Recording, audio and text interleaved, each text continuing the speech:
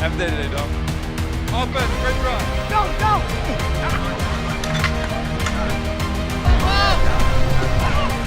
Up! 1, 2, 3. All right, welcome into practice today, presented by SiriusXM. We're a day early here in the BetMGM studio. Thanksgiving is tomorrow. This is the first practice of the week.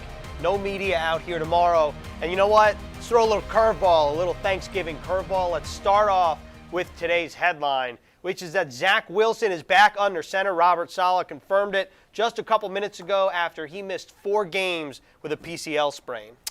Yeah, this has to be an exciting time for the Jets organization, an exciting time for Zach Wilson, and of course the fans. The great news for Zach Wilson is this Jets offense really found its rhythm with him out of the lineup. And that's nothing against Wilson. It just speaks to the improvement the entire group has made together over the past 4 games.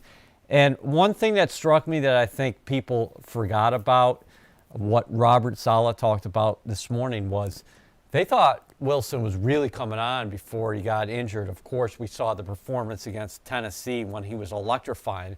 But you even go back to New England, he led the Jets into plus territory. I believe they missed a field goal on that first quarter drive, but the thought process there was he was getting in a groove. He was going to have a big day against the Patriots before he got hurt, so he'll take his talents into Houston and lead a Jets offense that is vastly improved. And we're going to talk about this Texans defense, Zach Wilson, the matchup there. But first, let's hear from the Jets head coach on the decision to start number 2 yet again. Yeah, it's like we said, when he got fully healthy, we'd make a decision, and the decision was most likely going to be that he's back in there. And so as soon as we got clearance that he was fully healthy and he was ready to roll and he was good mentally, we were good. We were good with the decision. We felt like he was getting better throughout the first half of the year. You know, the time it took him to get comfortable in the game was getting quicker. You know, I've said this before, in Carolina, it took the second half. And then as you get through all the way to the New England game, when he got injured, that second drive, he gets a field goal range in the first quarter. The next drive, we get to the 1-yard line, he gets hurt. So it's just continue getting comfortable earlier in the games and let his athleticism take over and his arm talent take over, because he is a talented young man. So just step up, get better, and take it one play at a time. All right, so Zach Wilson right there on the screen. We'll hear about the Texans defense from Brian Baldinger as well, but your initial thoughts on this matchup, is it favorable for Zach Wilson? Well, this Texans defense was very opportunistic last week, taking down the Tennessee Titans in Nashville. They came up with 5 takeaways and all 4 interceptions. But what's favorable is the Jets offense is in a rhythm. So you're not facing a Buffalo Bills defense here. You're not facing the number 1 pass defense in the National Football League. If you really look at it across the board, the Texans have struggled in every defensive category except the turnovers, the takeaways, and that's one thing that you want to do every week offensively, is protect the football, of course. Right, and last week the Texans beat the Titans in Tennessee. They forced 5 turnovers. They also let up 420 yards to the Tennessee Titans. And you mentioned the success of this Jets offense without Zach Wilson. Well, since week 8, since Zach Wilson has not been in the lineup, the Jets actually lead the NFL in total yards per game, 435. The next best team is the LA Chargers, 35 yards fewer than the Jets. Yeah, and just think about the Jets have played with 4 quarterbacks. The LA Chargers have been playing with 1, and Justin Herbert, of course. But, yeah, the passing game has really come on. You're seeing guys improve across the board. We talk about Elijah Moore. He's really broke out, a dynamic weapon. He's got 5 touchdowns on the year. Corey Davis back in the lineup, of course. How about Saleh rocking the beanie? That's how you know it's cold. It is cool today, and a couple smiles with his young quarterback right there. There is the Jets' backup this week. Barring something unforeseen, is probably Josh Johnson is going to be the backup quarterback. But also the ball distribution. We see a lot of people contributing on the offensive side of the ball. No Michael Carter this week. Unfortunately, he's got the high ankle sprain. We'll get into that later. But Jamison Crowder in the mix, Keelan Cole. Everybody's playing a hand with the success this group has been having. All right, well, one last thing on Wilson, EA.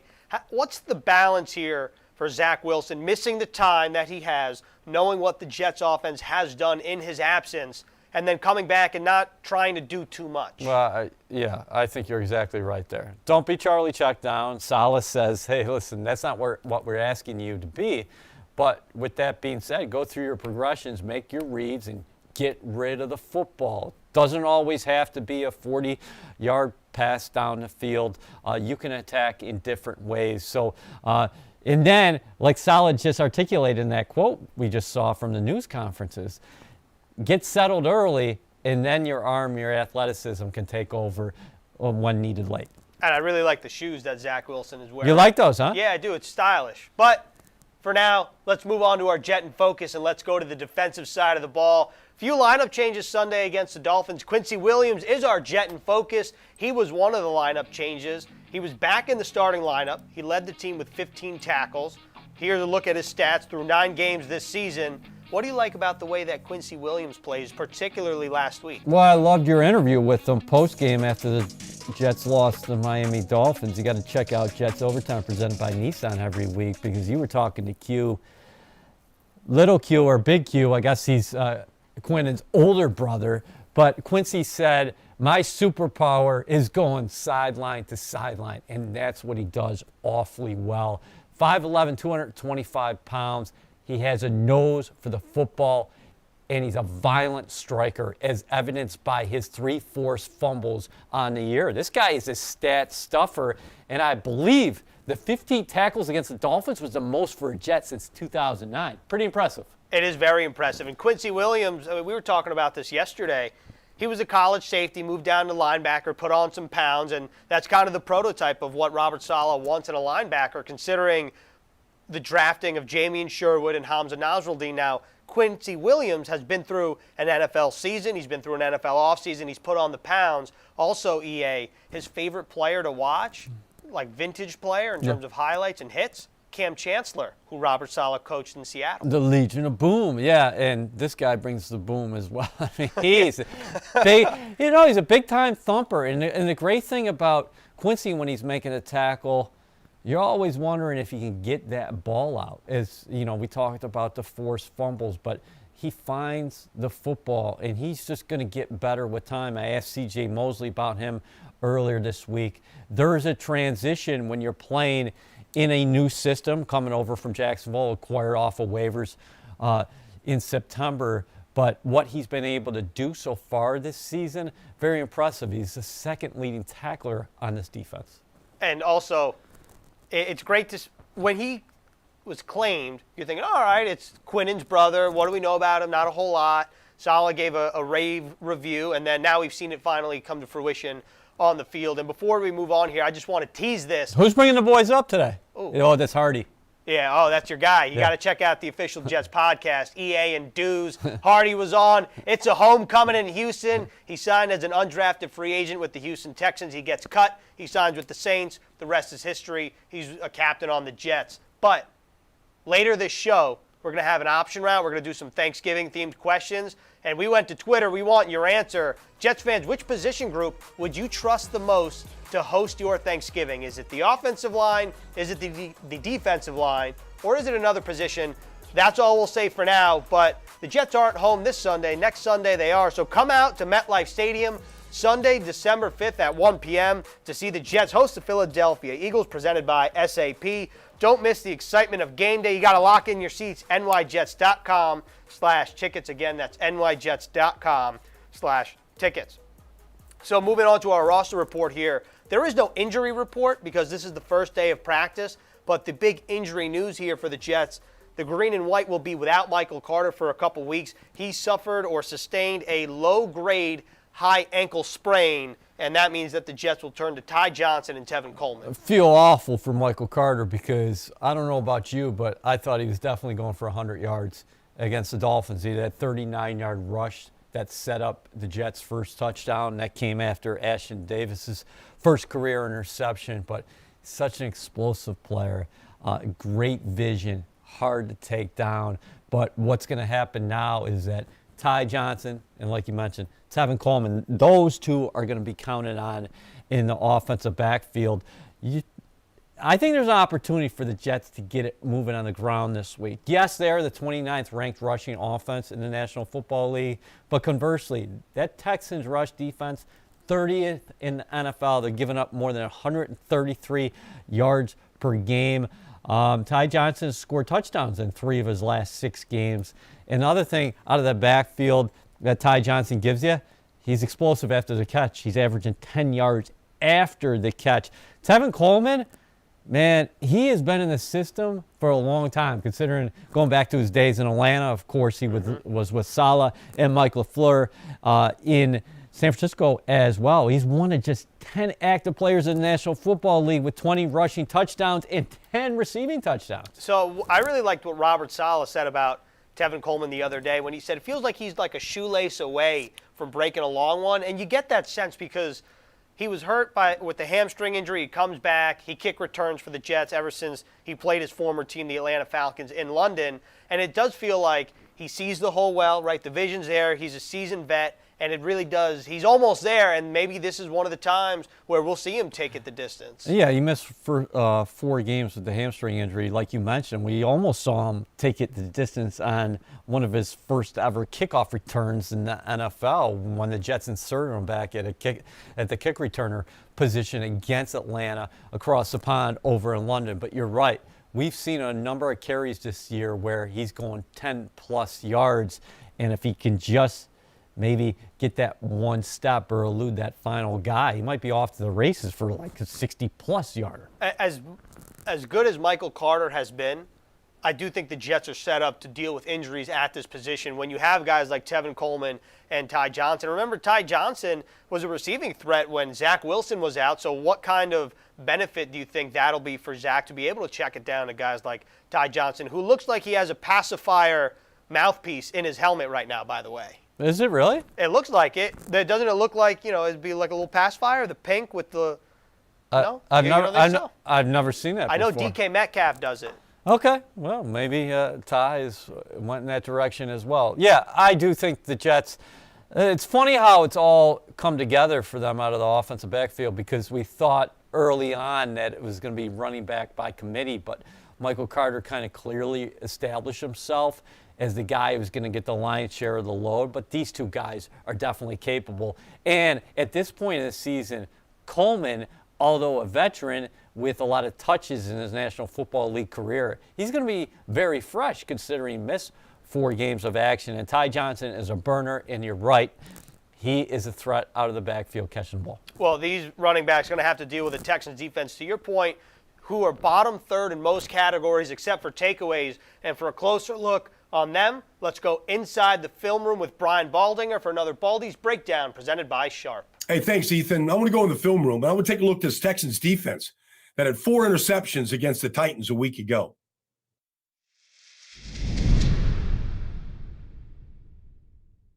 The Texans' best offense on Sunday was their defense. Here's the last play of the first quarter. Look at A.J. Brown right here is trying to get this curl, and Camu Grugier-Hill jumps right in the middle of it. The veteran linebacker goes 82 yards, setting up a Texan score at the 5-yard line. And then they get this. Watch DeMarcus Walker over here on the right-hand side. He's going to beat the right tackle inside. All right, now he gets in the way of Tannehill as he tries to make this throw to Dez Fitzpatrick, and Des King takes it away in the end zone. Takes more points away from the Titans. Now, here they are. They run both inside linebackers on a twist stunt inside. There's Zach Cunningham along with Grugier-Hill, and they hit Tannehill, and the ball popped up, and there was Des King to take it away. More good field position for the Houston Texans.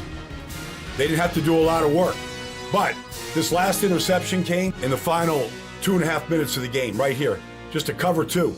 And at the bottom is Terrence Mitchell. He reads the throw to the tight end, Anthony Ferkser, and takes it back to put this game on ice. The defense was their best offense on Sunday. They got pressure, they blitzed, and they took the ball away in the back end. They were +5 in the turnover ratio. Baldy rocking the suit, a little Thanksgiving outfit from Baldy over there. He probably just got off the air, but regardless, it was a dress-up day for Baldinger. He talked about the Texans defense. Let's flip the script. Let's talk about the Texans offense. Tyrod Taylor under center against this young secondary that Ashton Davis now has his first career interception. Isaiah Dunn started his first game on the outside. Elijah Riley at safety as well. So what can those guys expect from Taylor? He protects the football. A couple weeks ago, he got back in the lineup after missing a number of games, I believe, with the hamstring injury.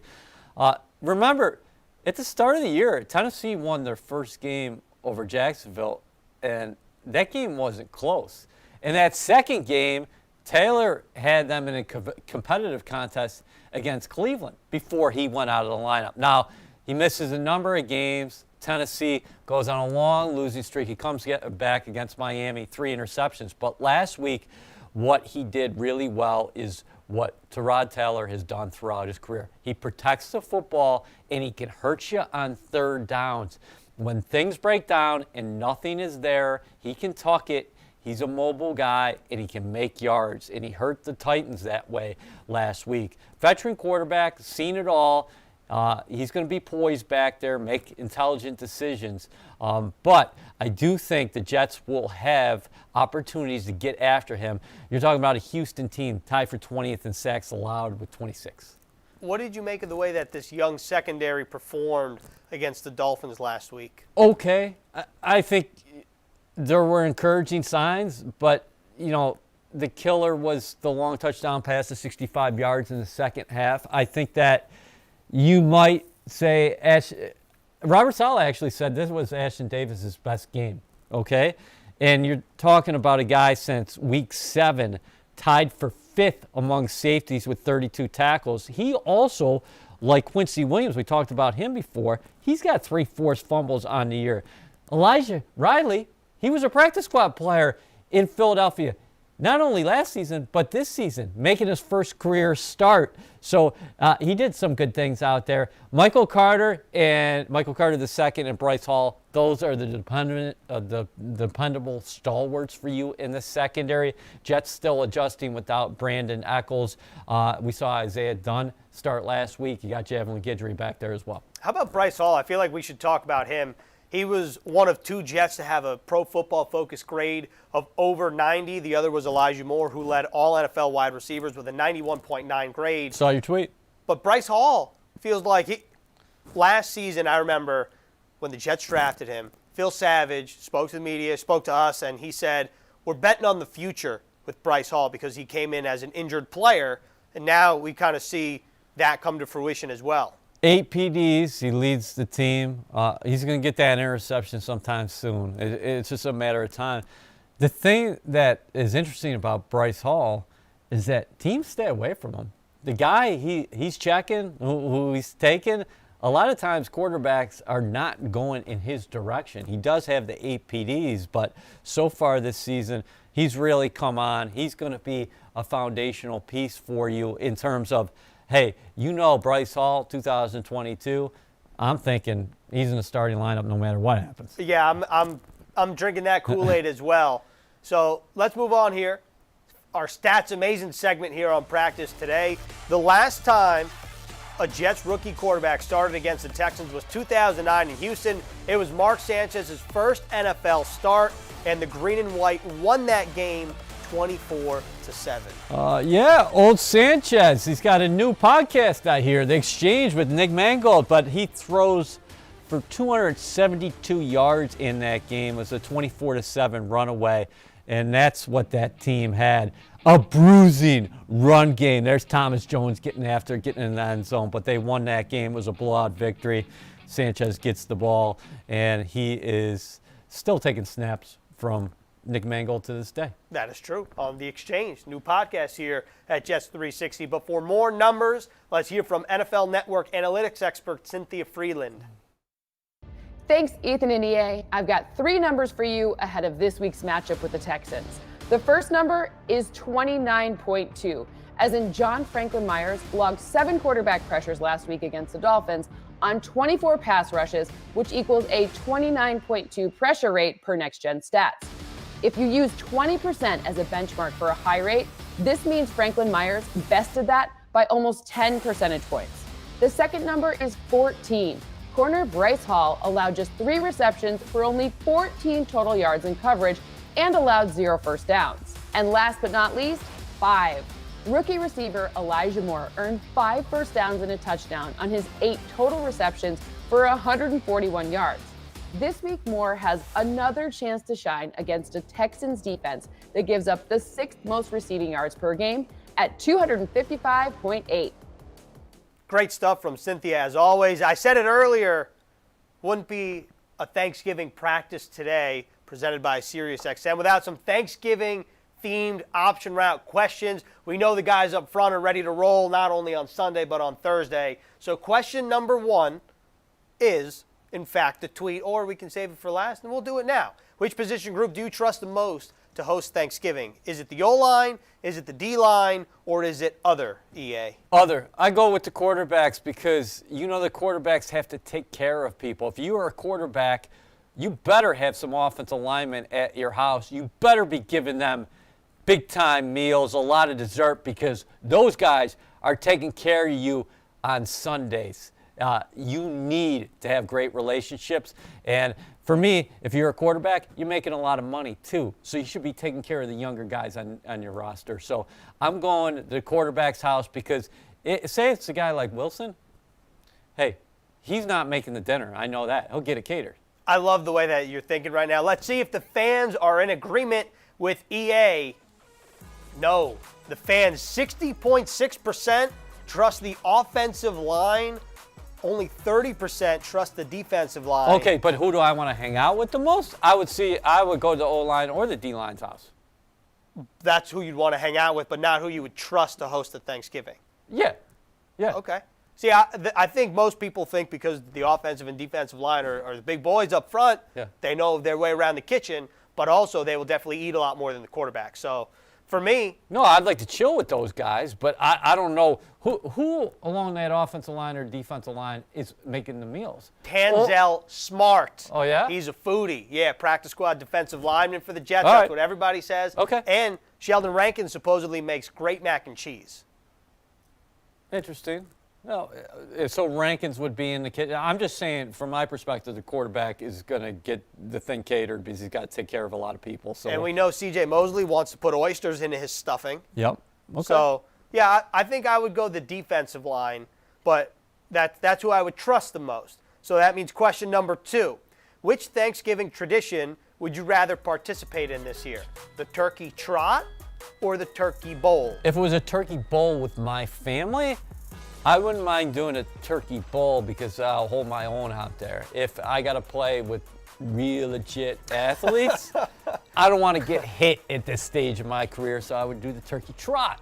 Okay, that's a good answer. I think I'm going turkey bowl regardless. I don't really like running in general unless it's a sport, and I'm snatching ankles out there, so I'm going the bowl. Okay. But that's a good point. Is it tackle? Is it two-hand touch? Is it shove? Yeah. I don't know. That's each family's, to Do you have flags? I don't own flags. Yeah, so that's what I'm saying. I know you live in the city. I don't know. Like, that's my whole thing. Like, back in the day, it was either tackle or touch. We never pulled out the flags. Yeah. No. We never had any dudes in the neighborhood who's got like, I got 20 pennies and flags. Me neither. I was just thinking, I've never actually participated in a turkey bowl, but my thought process was, we could get some hands on some flags. Community Relations has flag football all the time. We could make it happen. So we go to Eli Hodges, no doubt about that. A lot of Thanksgivings in Buffalo, where I grew up, I mean, we had snow on the ground, so there were some Thanksgivings where we'd literally go to the park and play. And tackle into the snow. In the snow. Oh, yeah. Not Love bad. that. All right, let's wrap up here on Practice Today, presented by SiriusXM. One final question. Turkey is overrated, yes or no? 1,000% yes. 1,000%. Let me ask you this. I'm going to flip the Thanksgiving table on you here. Thank you. What other time of year would you be like, None. hey, we're having people over at the house. Let's get a turkey. None. Thanksgiving turkey it's a one and done. 364 days of the year, I do not eat it. Our guy Tony Mancuso loved the turkey here at the facility last week. Oh, I second that. Okay. Oh, yeah. That turkey was A1. I just feel like with turkey, you always have to put something on top of it. You know, I'm not a gravy guy. Are you a gravy guy? Yeah, I like gravy. Okay, all right. So that Like does the me, trick for me. I'll put like balsamic vinaigrette on it to just give it a different taste, or buffalo sauce or something Oh, like that. of course. Yeah. Well, whatever the question is, hot sauce is the answer for EA. So turkey, I do think it is overrated. But I think it's an overrated bird. But if it's done properly, it is a good bird. But it's not great. It's okay. Have you ever had the fried turkey? No, but I would like to try that. Yeah, that's something I'd like to try as well. But you got to be careful with that because fires as well. What kind of sides? Are you going to have soup with your turkey? I know you like soup. Put a little hot sauce in that thing, too. No, I've never heard of soup on Me neither. Thanksgiving. I've never heard of balsamic on turkey. So Oh, I was really? just wondering, like. Really? Have you ever had like a turkey hero or a sub and put balsamic on it? Or It's not thick cut turkey, though. It's always like deli. yeah, right. Okay, that's fine. Look at this guy. He's ready to carve up the Houston Texans on Sunday. That is how we're ending this show. Practice today presented by SiriusXM. Again, pregame central by Uber Eats. Sunday, the game is 1 o'clock Eastern time, 12 o'clock locally in Houston, and we will see you there.